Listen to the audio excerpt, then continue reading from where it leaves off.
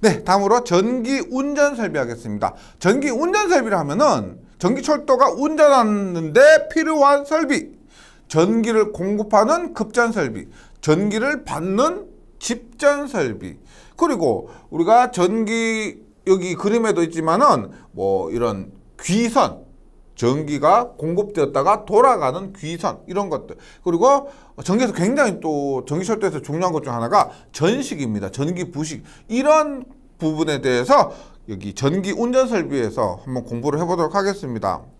그럼 먼저 급전 설비입니다. 전기를 공급하는 설비, 전기를 공급하는 설비가 되고, 급전 설비는 우리가 직류 방식과 교류 방식이 있기 때문에 직류 급전 설비와 교류 급전 설비가 있습니다. 그럼 먼저 직류 급전 설비의 종류를 보면은 직류 급전 설비는 세 가지가 있습니다. 가공 단선식, 그 다음에 가공 복선식, 그 다음에 제3궤조 방식이 있습니다. 그림에서 명확히 차이가 나는데요. 일단 가장 일반적인 것은 어떤 방식이냐? 가장 일반적인 것은 이 가공 단선식입니다. 보세요. 가공, 하늘에 공중에 선이 하나라는 겁니다. 그럼 우리가 직류에서 플러스 선과 마이너스 선이 있어야 되는데, 플러스 선 하나는 가공에 설치되어 있고, 그럼 하나는 어디에 설치되어 있다? 네, 지상에 설치되어 있습니다. 땅에, 바닥에 설치되어 있고, 이것이 뭐다? 레일이죠, 레일. 네. 그래서 이게 뭐예요?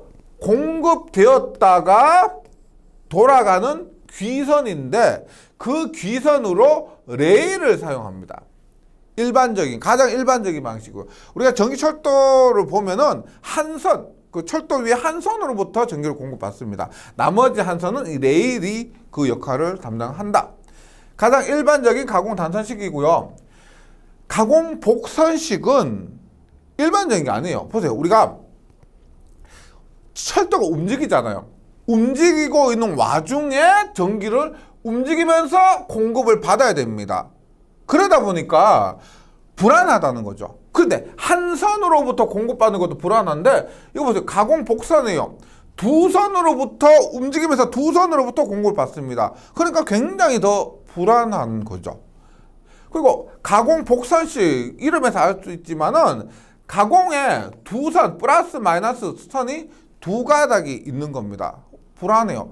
이것은 요즘은 사용되지 않고요. 제가 저번 시간에 말씀드렸지만은 그 야인시대 드라마에 나오는 예전 우리가 종로에 다니던 그런 철도에서나 이런 방식을 하지, 요즘은 이런 방식을 거의 사용하지 않죠. 가공 복선식이고요.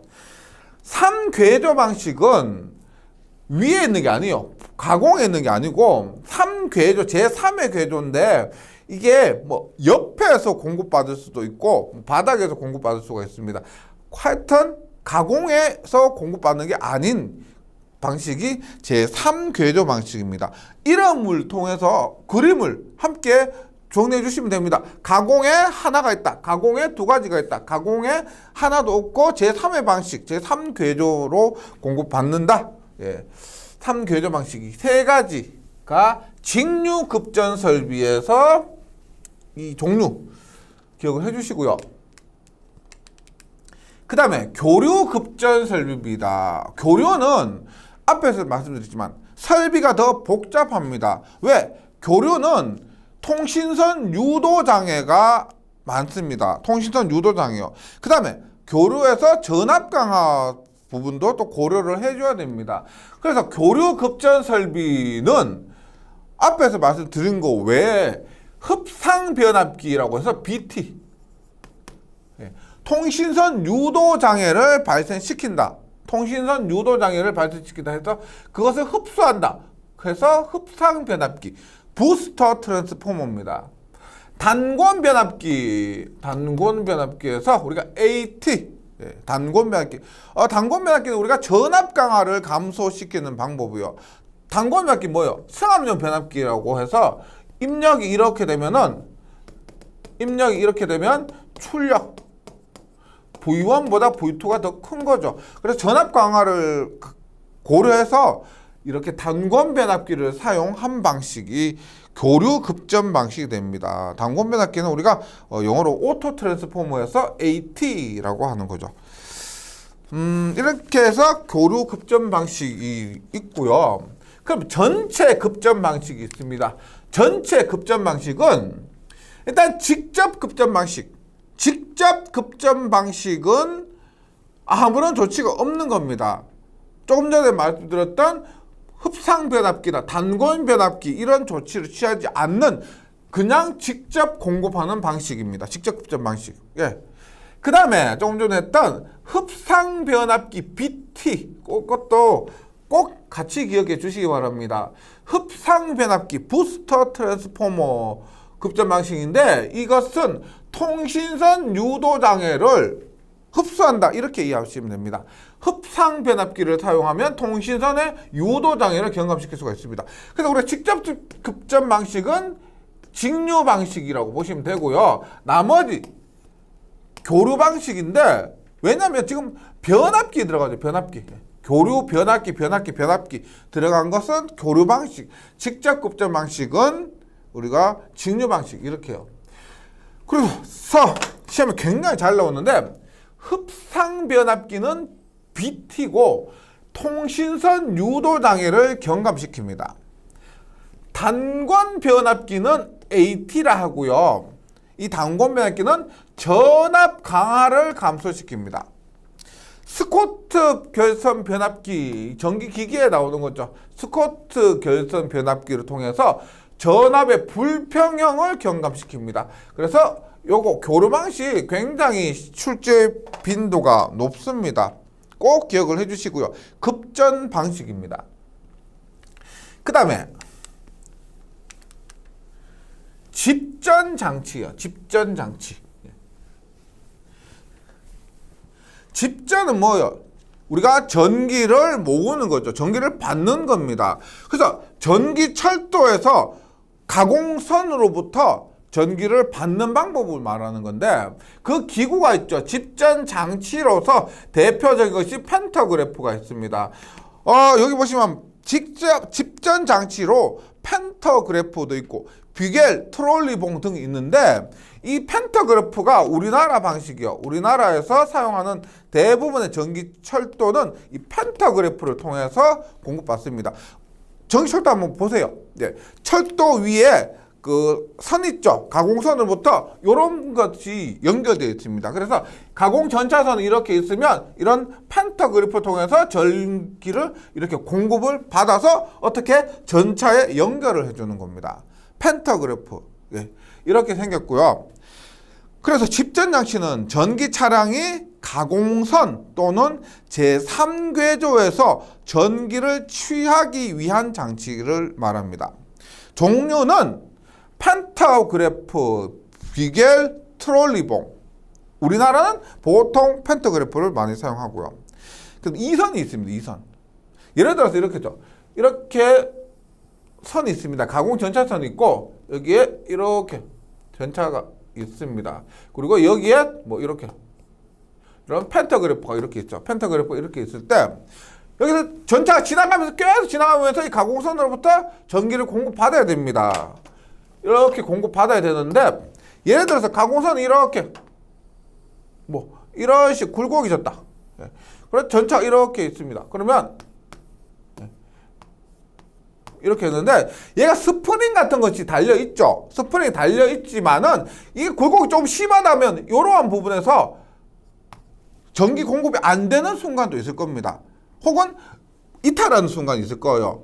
펜터그래프 등이. 그런 것들을 우리가 이선율이라고 합니다. 이선이라고 합니다. 이선보다 주행 중에 집전장치 이런 펜터그래프와 트롤리선, 가공 전차선이 접속이 떨어지는 것을 이선이라 하고요.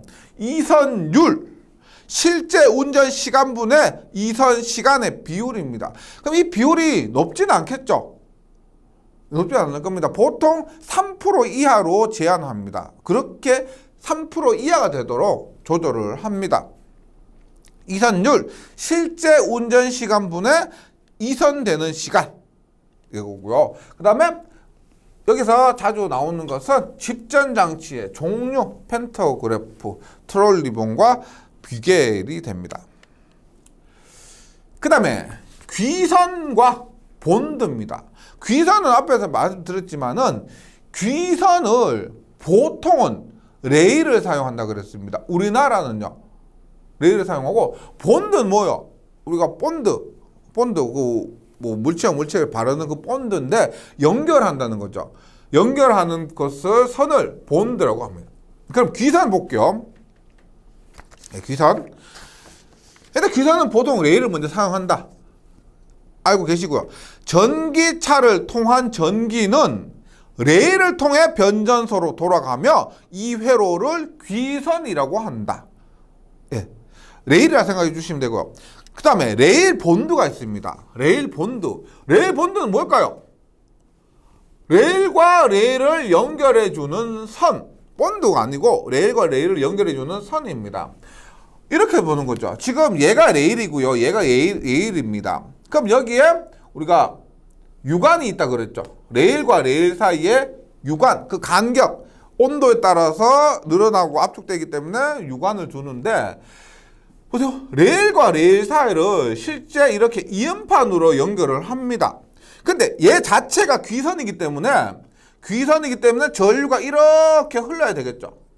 흘러야 되는데 이 부분은 있죠. 이음판 부분이 이렇게 전류를 잘 흘려줘야 되는데, 이음판은 전류를 잘 흘리는 목적보다 더 튼튼하게 결합을 하는 그런 목적이 있습니다.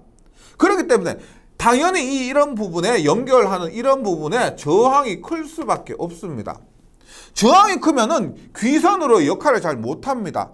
그러면 어떻게 해요? 이런 전류가 이렇게 번전소로 다시 돌아가야 하는데, 이런 귀선 전류가 이렇게 누설이 돼버릴 수도 있다는 거죠. 그러면 결론적으로 뭐냐? 이음판대로 레일과 레일을 접속하는 역할을 해주고, 그리고 저항을 감소시키는 역할을 위해서 이 레일 본드를 따로 이렇게 연결을 하면은 귀선 전류가 레일 본드를 통해서 잘 흐르게 되고, 그러면 저항 값이 감소할 수가 있다. 이런 의미가 됩니다. 교재에 나온 내용 한번 보세요. 전기철도에서 레일이 전동차나 전기기관차의 귀로가 된다라고 했고, 레일의 저항을 될 수 있는 한 작게 하는 것이 바람직합니다. 조금 이따가 전식을 얘기할 건데요. 그 전식을 위해서도 이 저항이 작을수록 좋습니다. 주행 레일은 강도에 중점을 두었기 때문에 저항률이 높아요. 저항이 큽니다. 그 이음매에서의 레일 접합 충격 등으로 전기저항이 또 크게 되고, 그대로 대전류를 흘리면 전압 강화가 크고 대제 많은 누설 전류를 흘려서 전식 피해가 발생하기 때문에 접합 부분에 전기저항을 적게 하기 위해서 이 레일 본드를 설치한다. 중요합니다. 꼭 기억을 해주시고요. 그래서 귀선과 레일 본드 뭔지 함께 정리해 주시기 바랍니다. 그 다음에 전차선의 조각법이 있습니다. 전차선의 조각법. 우리가 전차선을 조각을 하는 거죠. 이런 것도 보셨고 이런 것도 보셨을 겁니다. 지지물에 두 가지 종류가 있습니다. 일단 브래켓이 뭐냐면 한쪽만 있는 거, 한쪽의 전주로 설치된 것이 브래킷이고요. 빔은 뭐냐면 이 부분이에요. 양쪽에 전주가 지지하고 있는 이런 것을 빔이라고 그럽니다. 그래서 전주에 설치한 외팔보를 브래킷이라 하고요. 두 전주 사이를 가로지는 보 있죠. 이 부분을 빔이라고 합니다. 빔이라고 하고, 전차선의 조각법으로는 실제 직접 조각법이 있고 간접 조각법이 있습니다. 직접 조각식은 중요한 건 뭐냐면 조가용선이 없는 겁니다. 트롤리선이죠. 트롤리선, 여기에 펜터그래프 이렇게 해서 전차가 공급받는 거죠. 이렇게 쭉 이렇게 공급받는 겁니다. 그러다 보니까 지금 여기는 직접 조가식이에요.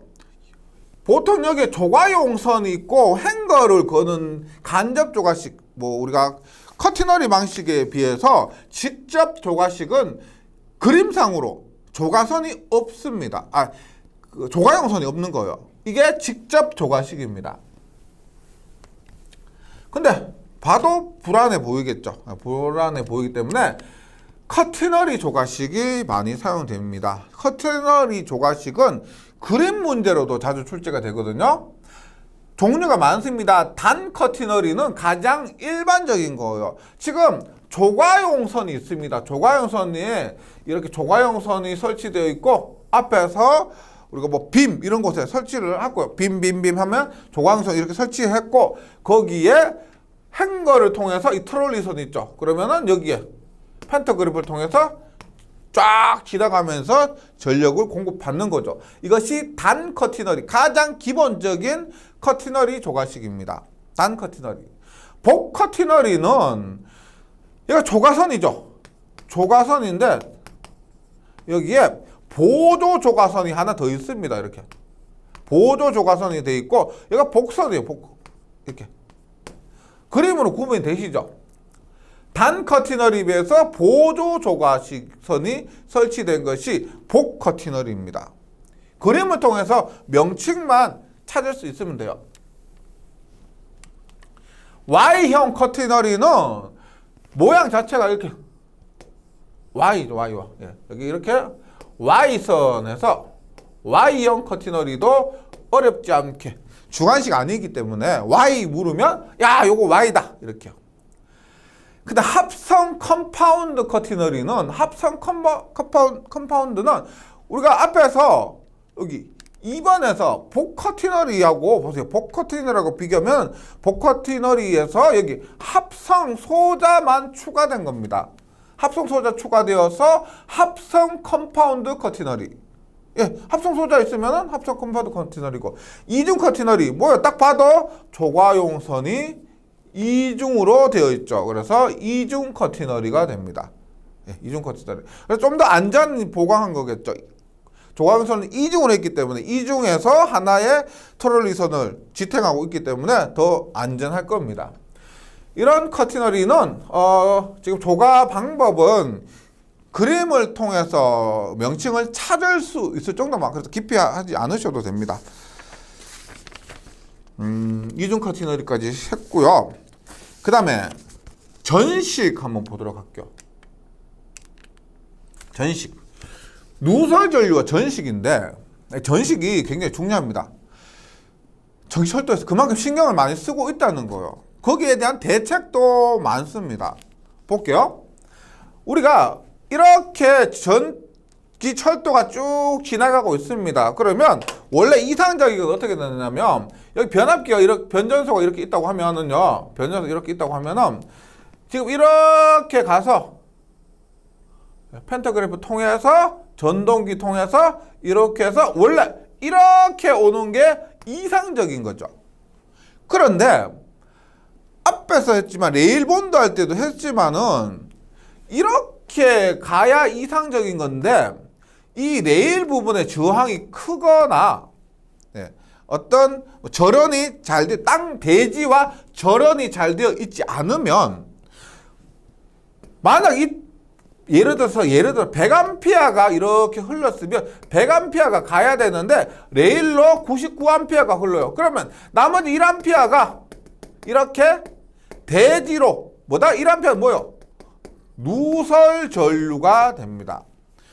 아유, 누설 전류 1A 정도는 어떻냐라고 생각할 수가 있지만은 이게 평소에는 괜찮아요. 평소에는 괜찮은데 이런 철도 레일과 함께 이런 지중 매설체가 있으면 지중 매설체 뭐 예를 들어서 뭐 통신선이 될 수도 있고 그다음에 뭐 수도관 이런 것들이 될 수도 있고 지중에 매설된 금속체가 있으면은 지금 직류죠. 직류. 교류가 아니고 직류에서 어떻게 이런 누설 전류가 흐르게 되면은 부식이 발생하는 거예요. 부식. 전기 부식. 녹슨다는 거죠. 부식이 발생하면 어떻게 돼요? 만약 수도관에 녹이 쓴다 그러면 더 녹수다 보면은 수도관 뭐 터질 수도 있을 것이고 녹으니까 당연히 안 좋은 겁니다. 이런 것들을 방지를 해야 되는 거죠. 일단 누설 전류에 의해서 부식이 발생하는 것을 우리가 전식이라고 합니다. 교재를 한번 볼게요. 누설 전류와 전식이, 누설 전류가 흐르면 전해 작용이 일어나 전류가 유출하는 쪽에 전극이 전식을 받으며, 유출하는 쪽입니다. 뭐 레일이라면 유출되는 이런 부분이고 유출되는 쪽에서 전식이 받고요. 여기에서도 보세요. 지금 누설 전류 어떻게 돼요? 누설 전류가 이렇게 왔으니까 금속 매설체를 통해서 이렇게 해서 다시 이렇게 돌아가겠죠. 예. 그럼 이런 유출되는 부분에서 전식이 발생한다는 겁니다. 유입되는 것이 아니고 유출되는 부분에서 전식을 받으며, 이 부분에 지중관로가 있을 때 지중관로도 전식에 의해서 손상을 받게 됩니다. 네. 그러니까 누설 전류가 원래 흐르면 안 되는데 레일 자체 저항이 크거나 절연이 제대로 되어 있지 않으면 이렇게 누설 전류 흘러서 누설 전류가 지중관로를 타고 다시 변전소 이런 곳으로 땅 속에서 이렇게 돌아간다는 겁니다. 이러해서 전식이 발생하는데, 그때 발생하는 전식량이 있습니다. 전식량 M은 ZIT. 당연히 전류가 누설 전류가 많으면 많을수록 클 것이고, T는 시간이 많이 흐를수록 더 클 것이고, 그다음 뭐요? Z는 화학 당량입니다. 화학 당량에 비례해서 전식량이 발생하고요. 부식 효율이 있습니다. 전식이 중량이기 때문에 부식 효율은 WI분의 W입니다. 그냥 이론값분의 부식량, 이론값분의 부식량이 부식 효율이 됩니다. 그러면 중요한 이것이겠죠. 전식이 발생하니까 전식을 방지해야 됩니다. 그 방지하는 대책이 중요한 거예요. 방지 대책. 그러면 전식 방지 대책은 우리가 철도 측에서 대책이 있을 수도 있고, 매설 관 측에서 대책이 있을 수도 있을 겁니다. 근데 전기철도에 의해서 발생을 했지만 매설관 측에서도 조치를 취해야 되는데, 근데 전기철도 측의 원인이 더 크기 때문에 전기철도 측에서 대책이 더 많습니다. 볼게요. 궁극적인 대책은 뭐예요? 전기철도 측에서 전식 방지 대책은 궁극적으로 누설 전류를 적게 하는 것이 가장 궁극적인 대책이죠. 그럼 그 누설 전류를 감소시키기 위한 방법 볼게요. 1번, 전차선에 전압을 승합합니다. 어떤 거요? 우리가 똑같은 용량이 있는데 용량은 전압 곱하기 전류입니다. 용량은 전차의 전동기 용량은 똑같아요. 그러면 전압을 내가 만약에 10배로 한다. 그러면 P는 똑같으니까 전류는 10분의 1배로 할 수가 있겠죠. 그럼 전류가 10분의 1배니까 그냥 이론적으로 누설 전류, 전체 흐르는 전류가 10분의 1이니까 누설 전류도 10분의 1배로 감소된다. 이런 의미입니다. 누설 전류를 감소시키다. 전압을 승합한다. 그 다음에 귀선 저항을 감소시킨다. 이 저항이 크니까 이런 전류가 귀선으로 흐르지 않고 어떻게 금속 지중 매설체로 흘러버리는 겁니다. 따라서 이 레일 귀선의 저항을 감소시킵니다. 그리고 또 전압 강화를 줄이기 위해서 조금 전에 했었죠. 레일 본드를 시설합니다. 레일과 레일을 연결해주는 구리선 있죠. 그 선으로 연결하면 아무래도 저항값이 감소될 겁니다. 레일 본드를 설치한다. 그 다음에 레일을 따라서 보조기선을 설치한다. 레일을 따라서 보조기선 설치하는데, 보조기선 이거요. 레일이에요. 레일이 이렇게 있는데 레일과 병렬로 보조기선을 설치합니다. 그러면은 저항값이 감소하겠죠. 병렬을 설치하니까 전체 저항값 감소하고 귀선이 이 보조기선을 통해서도 전류가 흐르기 때문에 귀선 전류가 잘 흐른다. 그래서 누설되지 않는다가 되고요. 여기서 말하는 이 보조기선이 뭐냐? 직류 전차선로에서, 부식은 직류에서 발생한다 그랬죠.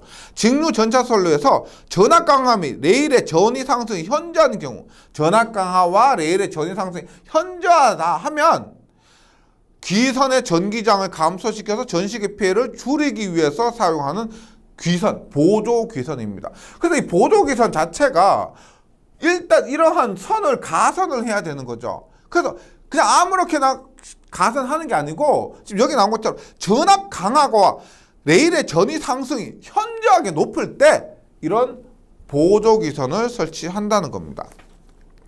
그 다음에 궤조의 절연을 양호하게 한다. 여기에서 절연이 양호하면은, 절연이 우리가 이 레일에 절연이 양호하면은 누설이 되지 않겠죠. 완전히 절연시켰다. 그러면 전류가 새지를 않을 겁니다. 궤조의 절연을 양호하게 하는 방법. 그 다음에 급전 구간의 단축, 즉 중간에 변전소를 증설한다. 우리가 저항 R은 로 A분의 L에서 저항은 길이에 비례하게 됩니다. 맞죠? 그 변전소 구간이 길면 길수록, 귀선 구간이 길면 길수록 저항값이 증가하니까 누설 전류가 더 많아질 겁니다. 그래서 구간을 단축시켜야 돼요. 중간에 변전소를 증설한다. 즉 변전소 간의 간격을 짧게 하는 겁니다. 변전소 간의 간격을 짧게 하면은 저항값이 감소해서 누설 전류가 작아진다. 그래서 귀선의 극성을 정기적으로 변환하는 방법이 있고요. 귀선의 극성을 정기적으로 변환하는 방법이고, 우리 보통 이 귀선을 부극 있죠. 전극이 아니고 부극으로 해줍니다. 귀선은 전극이 아니고 보통 부극으로 해주는데, 우리가 그 누설 전류를 감소시키기 위해서 정기적으로 변환하는 방법도 있습니다. 그 다음에 매설 관측의 시설입니다. 매설 관측. 관측에서는 어떻게 하느냐? 배류법이 있습니다. 배수는 뭐예요? 물을 뺀다. 물을 빼는 것을 배수라 그러죠. 배류는 뭐예요? 전류를 뺀다는 겁니다. 그 전류를 빼는 방법이 강제 배류가 있고요. 선택 배류가 있습니다. 이렇게 보시면 돼요. 우리가 금속 매설체에서 이렇게 해서, 원래 어떻게 해요? 금속 매설체에서 레일로 이렇게 토양, 땅 속에서 이렇게 흘러 들어가죠. 땅 속에서 흘러 들어가는데, 여기 지중 금속체와 레일 사이에 선택 배류기를 설치하는 겁니다. 선택 배류기를 설치하는데, 이렇게 하면은 선택 배류기로 흐르는 전류가 있고, 누설 전류가 있고, 그 다음에 이렇게 대지를 통해서 흐르는 누설 전류가 있을 겁니다. 하여튼 이런 것을 통해서 우리가 이런 부분에 우리가 전류가 유출되는 부분에서 부식이 발생한다 그랬죠. 그래서 유출되는 부분에 선택 배류기를 설치하면은 그 부식이 더 감소할 수가 있습니다. 강제 배류법이요. 강제 배류법은 이렇게 되는 것 없이 전체 교류 전원까지 설치해야 됩니다. 교류 전원까지 설치를 해서 이런 정류 회로를 설치해서 전체 전류를 모두 레일로 강제로 보낸다. 강제로 뺀다. 전류를 흘려보낸다. 이렇게 이해하시면 되겠습니다. 그래서 배류법 한번 볼게요. 매설 금속체에서 흙으로 직접 유출되는, 이런 흙으로 유출되는 거 있죠. 흙으로 직접 유출되는 부분에 부식, 전식이 발생했기 때문에 이 부분에 유출되는 전류를 적게 하는 겁니다. 그것을 선택 배류법, 좀 더 강하게 한다면 강제 배류법. 근데 강제 배류법은 이 교류 전원이 필요할 만큼 좀 복잡하죠. 그래서 선택 배류법으로 안 되면 강제 배류법으로 한다. 이렇게 하고요. 두 번째, 매설 금속체와 대지와 전련 또는 차폐하는 방법. 유출할 때 전식이 발생하기 때문에 이 금속체를 대지로부터 절연, 차폐해버리면 유출이 안 되죠. 그래서 전식을 방지할 수가 있다. 그 다음에 마지막으로 저전위 금속을 접속하는 겁니다.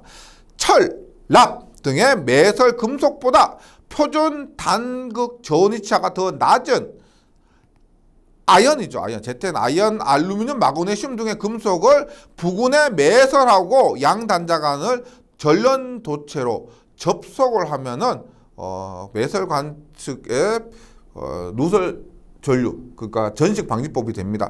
여기서는 그냥 저전위 금속의 접속 기억해 주시고요. 그래서 매설 관측에서 전식 방지법 하면은 그냥 복잡하기가 안 하셔도 됩니다. 선택 배류법이나 강제 배류법, 즉 배류법, 그리고 매설 금속체를 대지와 절연, 차폐, 그리고 저전위 금속의 접속, 이 세 가지 딱 결과적으로만 기억을 해주시면 되겠습니다. 네, 이번 시간에는 여기까지 하고요. 뭐 계산 문제는 거의 없고 암기해야 될 문제가 많죠. 근데 암기해야 될 부분도 문제와 함께 확인하면서 반복해 나가시면은 할만하다 생각 드실 겁니다. 저는 다음 시간에 다시 뵙도록 하겠습니다. 수고하셨습니다.